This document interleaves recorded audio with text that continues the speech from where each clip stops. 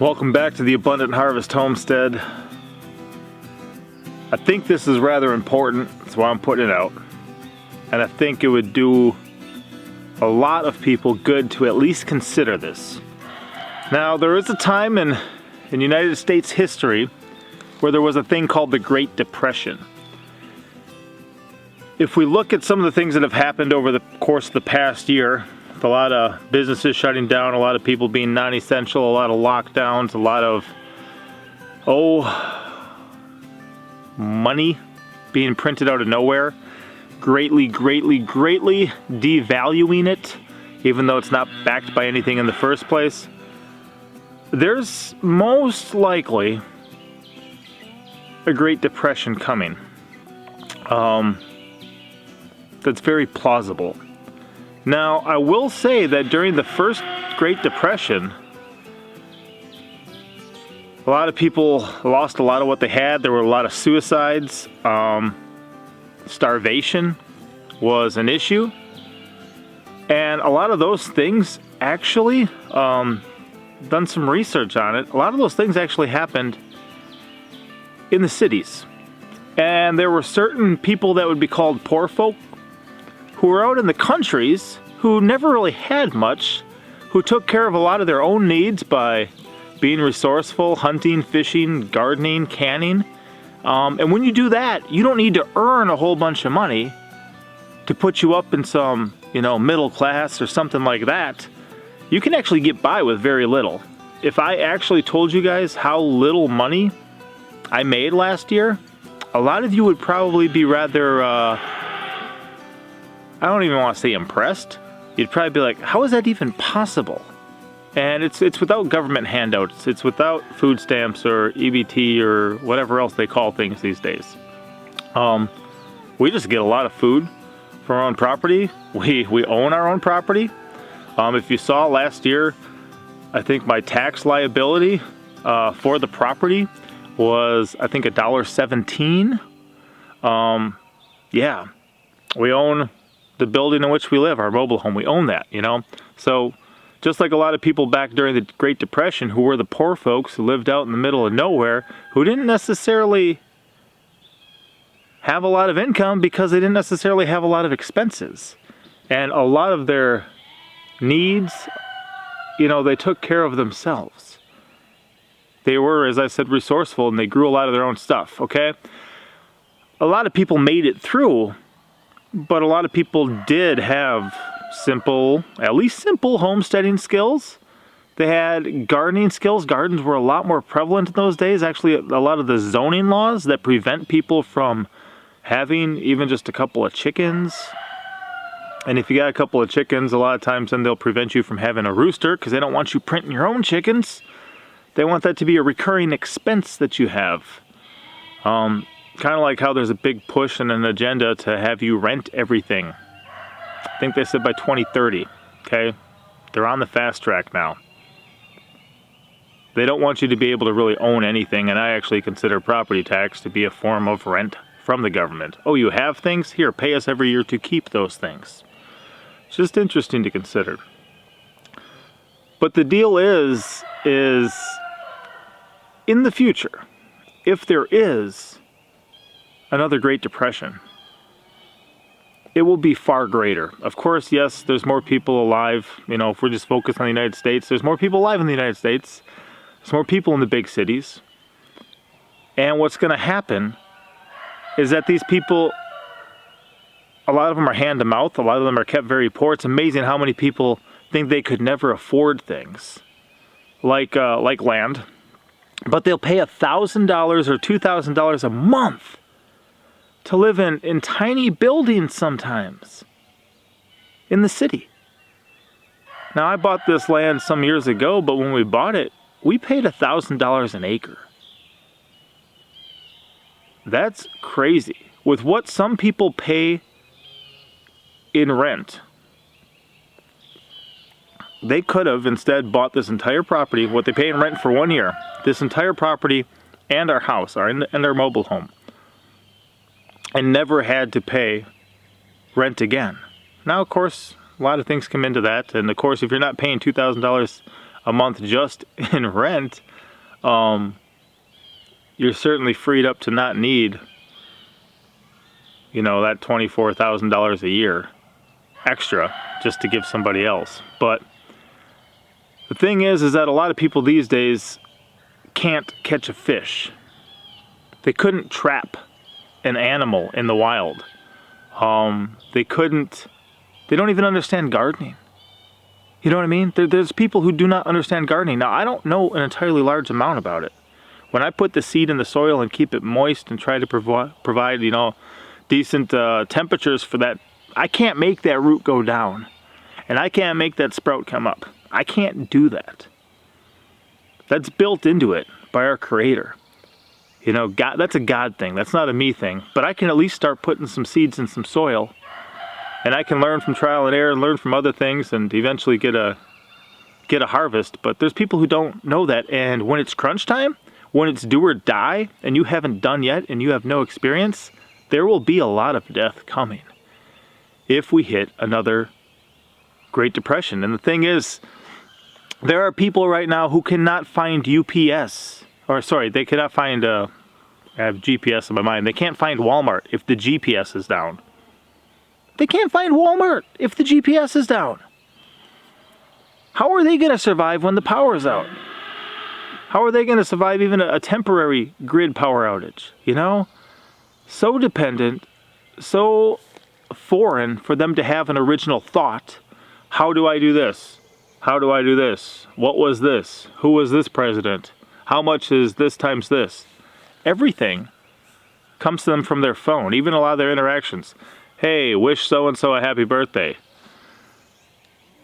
So then they say, okay, happy birthday you, because their phone told them to do it, because Facebook told them to do it, because Google told them to do it, whatever it was.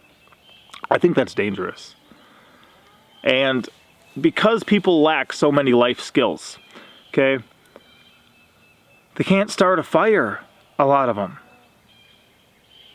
They don't know how to get clean water from the wild. They don't know how to catch a fish, how to find a wild edible. I just went on a 2-day, 1-night kayak trip with my oldest daughter. She kayaked almost 22 miles. And actually, we did go upstream a bit. So maybe she did, kayak 22 miles.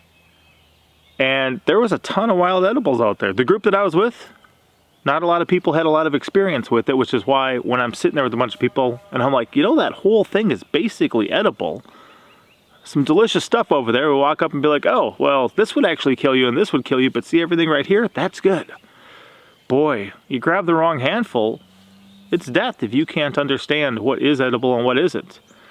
And if you don't know if anything is edible, then everything's starvation. Sometimes people, when I hand them stuff too, I'll be like, hey, do you want to try this? This is what this is. This is what this tastes like. This is what this is good for. And they're like, oh, well, that doesn't really taste that good. It's like, you're right. It's not covered in sugar.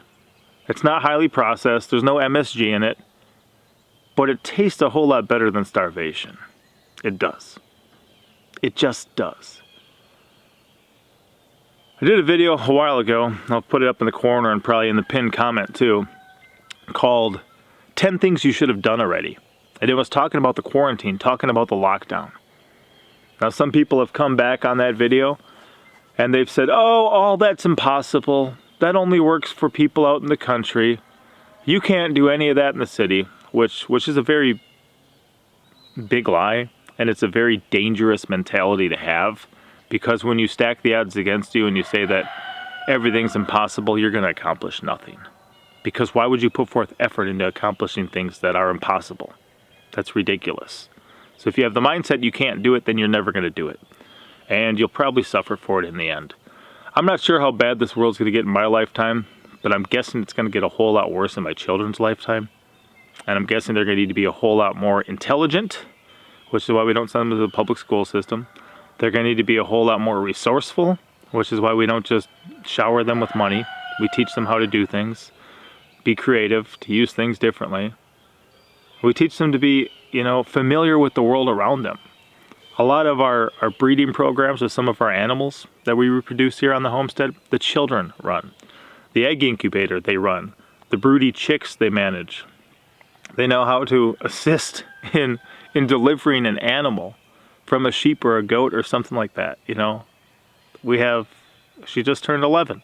Our 11-year-old daughter has experience with that. I know a lot of people who'd be queasy, who wouldn't even know what to do, who would struggle with it and have a hard time. But guess what? The second things get really bad, a lot of the deer in the wild are just going to be shot. A lot of people that's their main thing, and they're just going to shoot them all.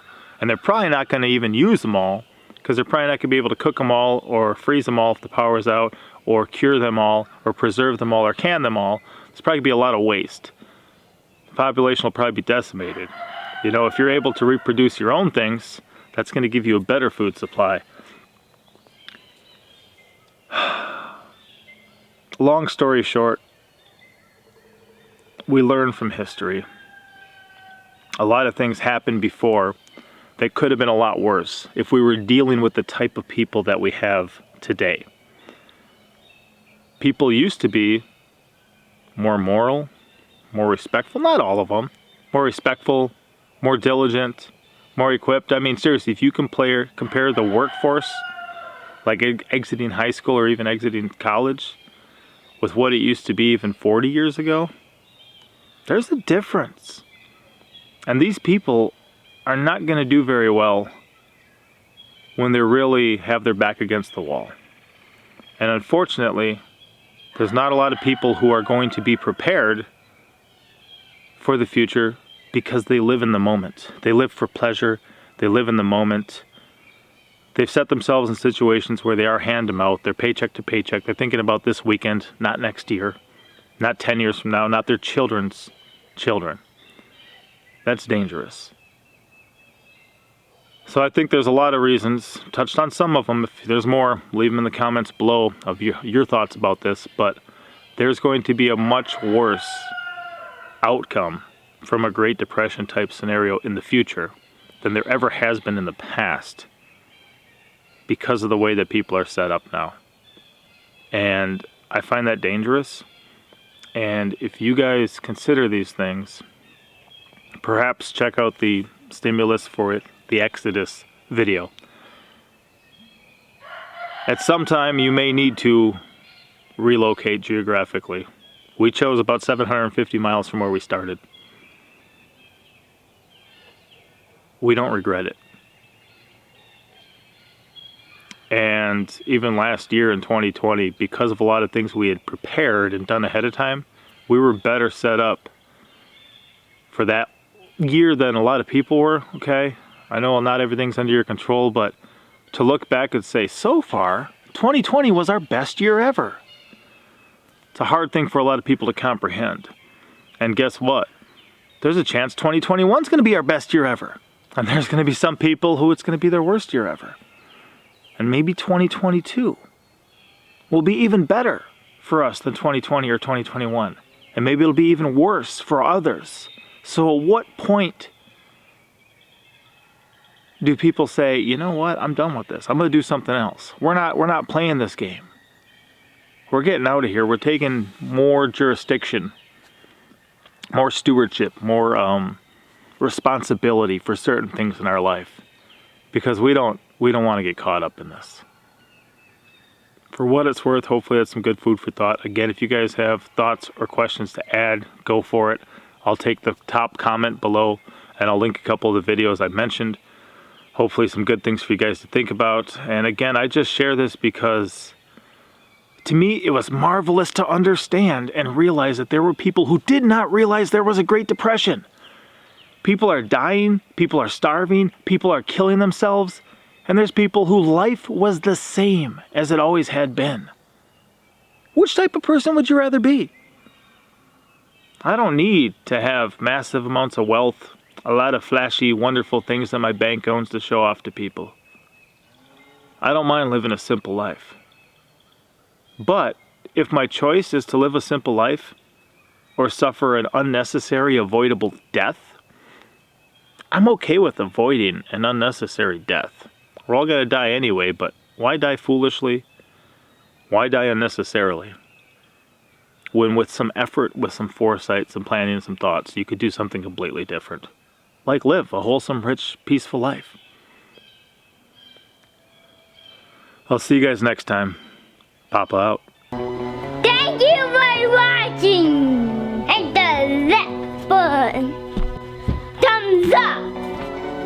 But well, We may not be on a physical pilgrimage to a land flowing with milk and honey, but do you know what?